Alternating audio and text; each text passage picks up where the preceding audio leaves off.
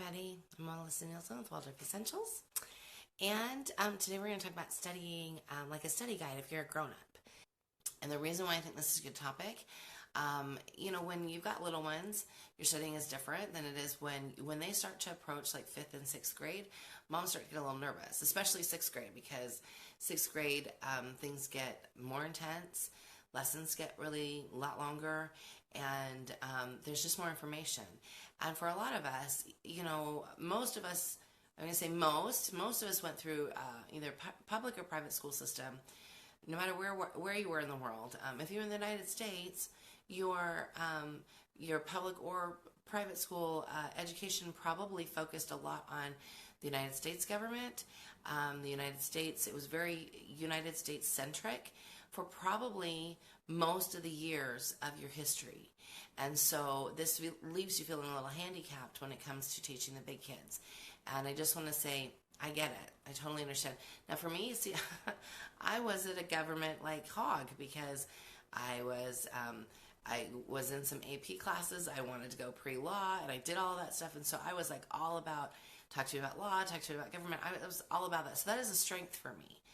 However, there are lots of things that aren't.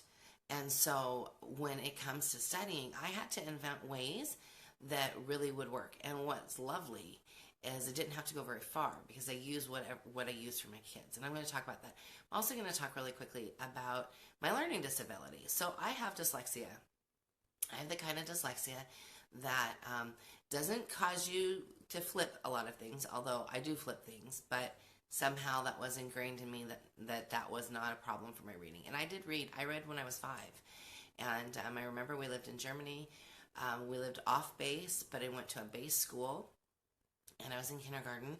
And because I had these learning disability things going on, and probably actually not because of that, because they didn't even, that was a long time ago. That was in the 70s. The words dyslexia were brand new. People weren't really talking about them a whole lot. It never occurred to my mom. It never occurred to my mom because I read early. So I read when I was 5. The problems that I had going through school were all about comprehension, and that's another layer of dyslexia. All about comprehension. Like all through high school, I did really, really well. I did really well because I had patient teachers and because I was super interested in the topic. If it was a topic I was really interested in, man, I was right there.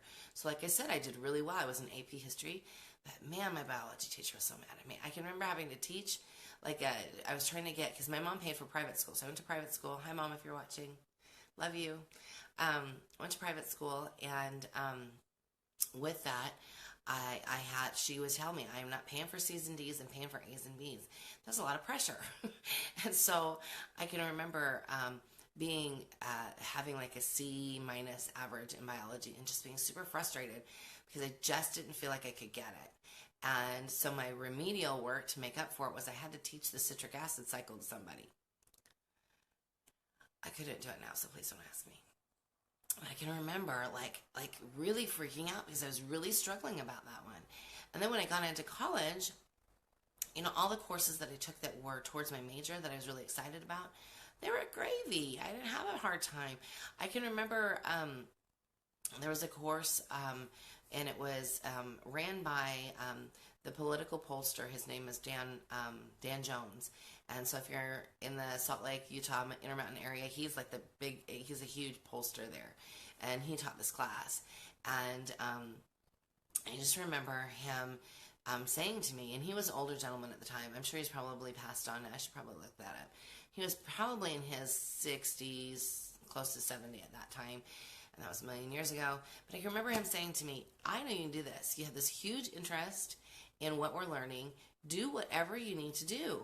And I just remember being super frustrated. And he said, there are, and at the time there were some movies and some documentaries, but he would tell me to grab the Cliff Notes, but don't rely on that but that was to help you read. And that's when I discovered that Cliff Notes were not to help you not have to read the material. They were to help you in reading the material.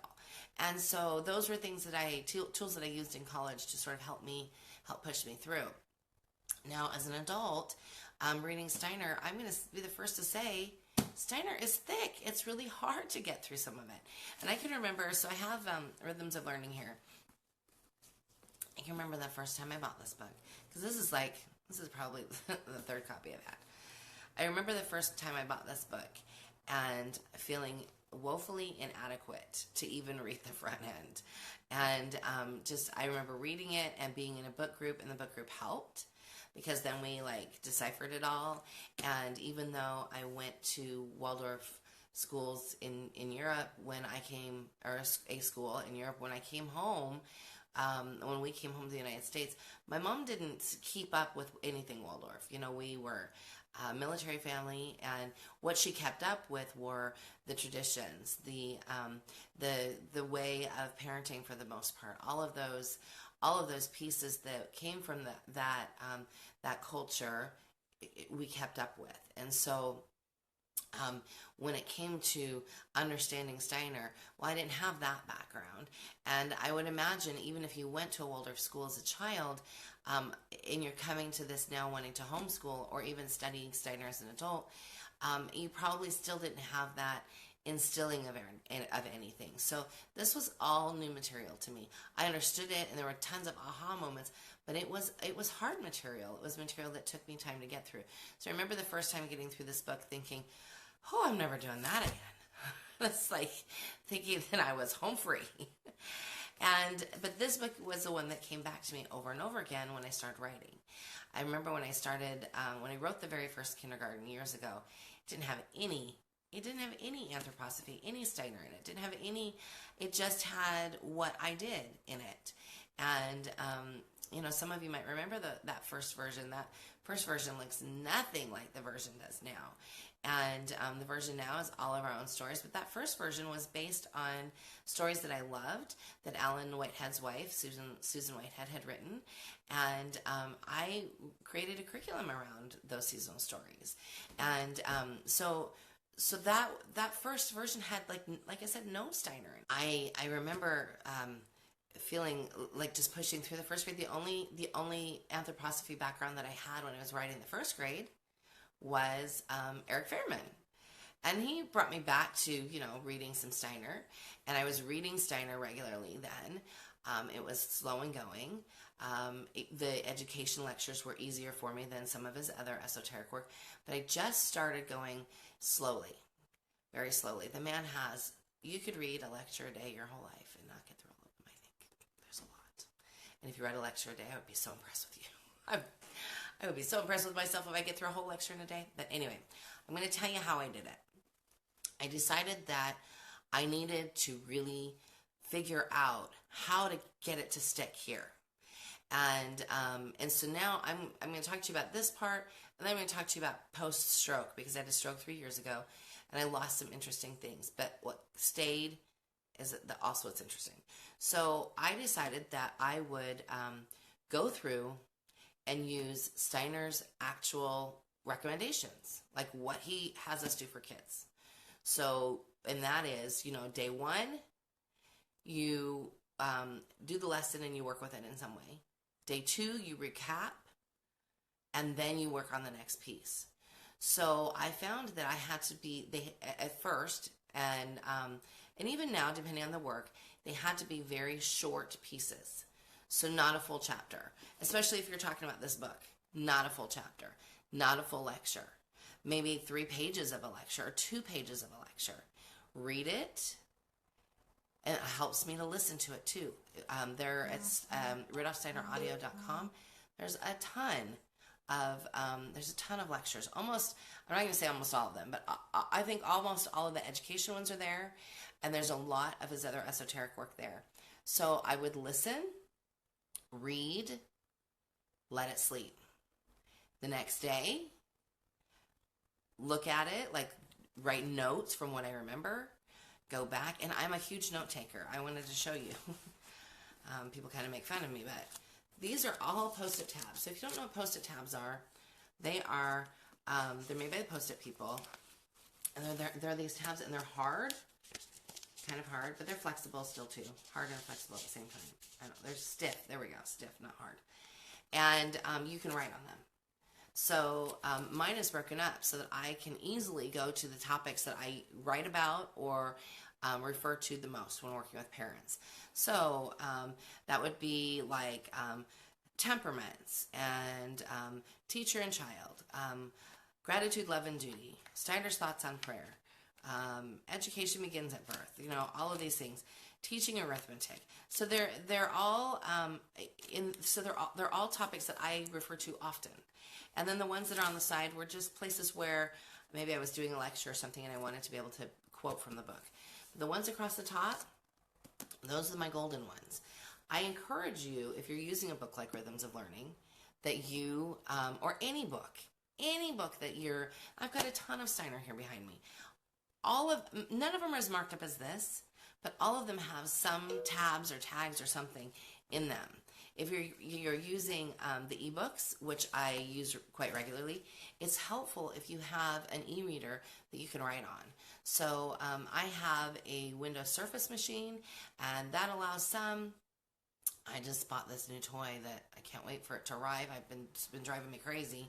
I had the option a few months ago. I either needed a new computer, which I really probably do, but I really found this other thing instead, and it's coming hopefully soon. It's called The Remarkable, and it's a paper tablet, and I'm going to load it up because you can do all kinds of annotation on it. I know there's other tablet situations where you can actually write on the PDF. Use those. I know a lot of people really need the hard copy book, and I totally understand that. I don't need it for everything. I definitely need it like for this. I don't know that I could replace this with a tablet. I'm going to see what happens when I take all of my notations from here and transfer them to someplace else. I'll see what happens, and I'll let y'all know. Another book that I have a ton of tabs in, and this is the old version, Rudolf Steiner's Curriculum for the Waldorf Schools. This thing was organized super poorly. So my tabs here on the side are really like bookmarks for, where does he talk about math? Where does he talk about language arts? Where does he talk about gardening? So that's what those are. But I've also got some other post-it tabs in here on just some brilliant things that he said.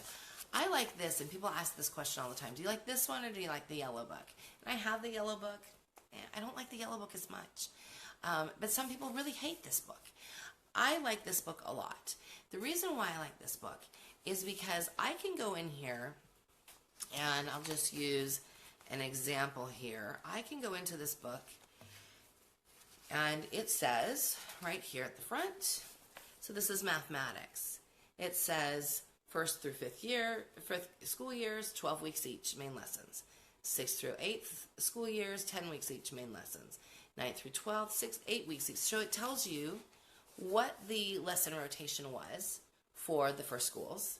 And you can for sure alter that, but it tells you what they are. You have to remember that the German school system went longer. They didn't take as many breaks as we take in America in the summer.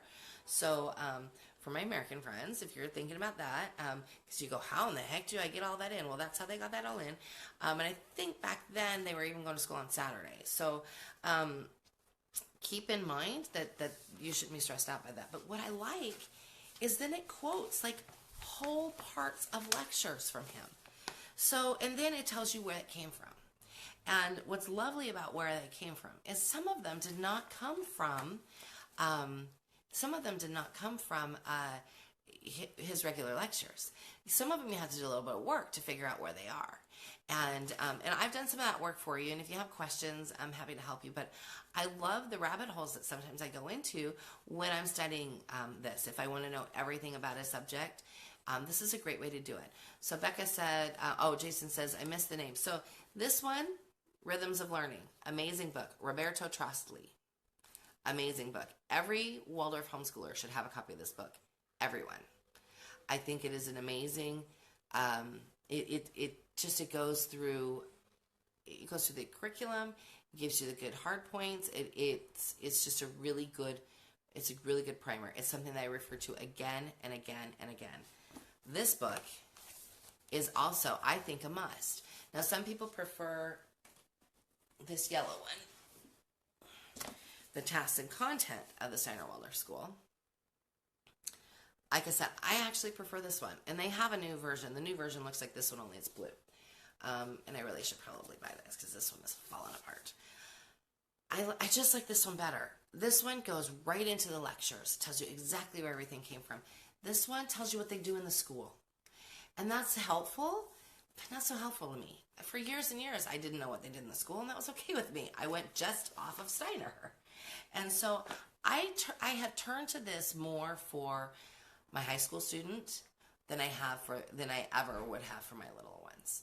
My little ones, I'm not, like I said, I know Steiner, so this is what it is. So anyway, this is tasks and content of the Steiner-Waldorf curriculum. Again, I have it, not my super favorite. This one, definitely one of my favorites. Rudolf Steiner's curriculum for the Waldorf schools. This is Carl Stockmeyer. And like I said, it comes in a better version. It comes in a version that looks like this, only it's blue. So when it comes to studying Steiner, again, and I like to go directly to his lectures. The sets of education lectures are amazing.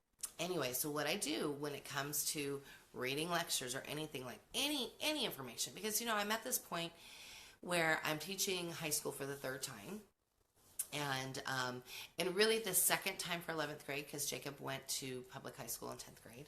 So this is my second time around with Ellie, as she's in 11th grade this year, and I had Harry before her.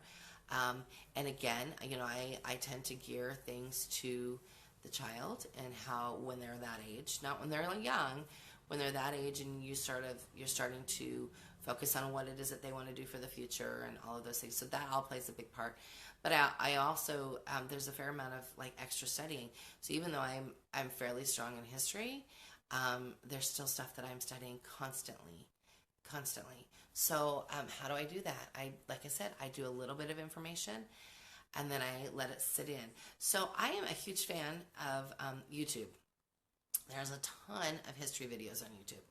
I am not a fan. I would not sit down and, okay, I'm going to back up. I have once or twice and it's ended poorly. Just handed Ellie videos that looked good. No. I watch them all myself. I make my own notes on them so that then we can discuss them.